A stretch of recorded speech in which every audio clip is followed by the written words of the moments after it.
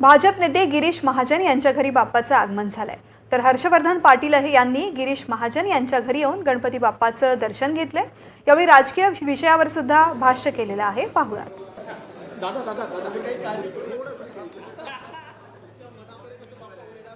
गणपती बाप्पा विराजमान झाला आहे, काय मागणं गणरायाला केलं? आज गणरायांचं आगमन या ठिकाणी झालेलं आहे। अतिशय जल्लोषात उत्साहात सर्वांनी गणरायाचं स्वागत केलेलं आहे आणि त्या निमित्ताने मी सर्वांना गणेश भक्तांना मनापासून खूप खूप शुभेच्छा या ठिकाणी देतो। गणरायाचं स्वागतही या ठिकाणी करतो आहे। तर मागायचं काय गणरायाकडे? गणरायाने तर आम्हाला सगळं दिलेलं आहे आणि पुढे तो देणार आहे। आपल्याला माहिती आहे सरकार मग शिंदे साहेबांचं, फडणवीस साहेबांचं, अजितदादांचं असो का वरती मोदींचं सरकार असो, हे सर्वसामान्याचे प्रश्न जाणून घेणारं, प्रश्न सोडवणारं सरकार आहे। दलित आहेत, पददलित आहेत, आदिवासी आहेत, गरीब आहेत, युवा आहेत, महिला आहेत, वृद्ध आहेत, सर्वांसाठी काम करणारं सरकार आहे। आणि विशेष करून आमच्या लाडक्या बहिणी आहे त्या तर यावेळेला खूपच खुश आहेत। मला वाटतं त्यांना पुन्हा वाटतं की आपल्या लाडक्या भावांचं सरकार या ठिकाणी यायला पाहिजे आणि म्हणून राज्यामध्ये मी सांगेल की विक्रमी मतांनी आम्ही यावेळेला पुन्हा निवडून येऊ। माझे साहेब सोबत आहात, काय तुम्ही गणरायाला काय मागणं केलं? गणरायाला हेच मागणं आहे, सगळ्यांना सुखी ठेव, सगळ्यांना चांगलं आरोग्य दे, शेतकरी सुखी राहो। यावर्षी चांगला पाऊसही झालेला आहे।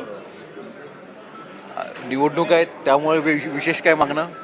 मी तेच सांगितलं की गणराय आमच्यासोबत प्रसन्नच आहे, तिथे मागण्याची गरजच नाही। गणरायाने दिलेलंही आहे आणि पुन्हाही तो या ठिकाणी देणार आहे, आपल्याला कल्पना आहे। आणि म्हणून बापाला मी पुन्हा सांगेल की समाजाच्या हितासाठी, गोरगरिबाच्या हितासाठी आमचं सरकार पुन्हा या ठिकाणी येऊ दे। कारण किती अनेक योजना त्या गरिबांच्या, विशेष करून महिलांच्या, युवकांच्या, आमच्या मुलींच्या, विद्यार्थ्यांच्या हितासाठी किती चांगलं काम करतं आहे आपण बघितलेलं आहे। सगळ्या योजना आता आपण बघतात आणि म्हणून पुन्हा आमचं सरकार निश्चित या ठिकाणी येईल। आम्हाला गणरायाचा आशीर्वाद आहे, पण जनतेचा आशीर्वाद या ठिकाणी निश्चित आहे। बरोबर, आपल्याबरोबर इथे हर्षवर्धन पाटील सुद्धा आले, खूप दिवस झाले चर्चेत भरपूर आहेत, काय नेमकं खरं आहे? तुम्हीच चर्चा करतात मला असं वाटतं। आता त्यांनी स्पष्ट सांगितलेलं आहे की मी महायुतीसोबतच आहे म्हणून, तुम्हीच काहीतरी मध्ये लावतात की ते इकडे गेले तिकडे गेले। आता एका बैठकीच्या निमित्ताने पवार साहेबांनी ते एकत्र झाले होते शुगर फॅक्टरीच्या काही, आता त्यांच्यावर मोठी जबाबदारी केंद्रामध्ये सहकार खात्याची, शुगर फॅक्टरीच्या बाबतीमध्ये गेले असतील त्या ठिकाणी आणि म्हणून गेले म्हणून काहीतरी तिकडे गेले असं काहीतरी बातमीचा विपर्यास त्या ठिकाणी झाला त्या गोष्टीचा, पण तसं काही नाही आहे। पाटील साहेब आमच्यासोबतच आहे आणि आमच्यासोबतच राहतील। काय खरं हो? नाही, आज गिरीश भाऊंचं निमंत्रण होतं, गणरायाचं आगमन झालेलं आहे आणि आज सर्वच राज्यामध्ये, देशामध्ये आनंदाचा दिवस आज आहे आणि आज दर्शन घेण्यासाठी या ठिकाणी आलेलो आहे। महाराष्ट्रातल्या सर्व जनतेला आमच्या खूप खूप शुभेच्छा आहेत। बरोबर, नाही पण तुम्ही जाणार नाही ना नक्की की बाप्पाचं दर्शन घेत नाही?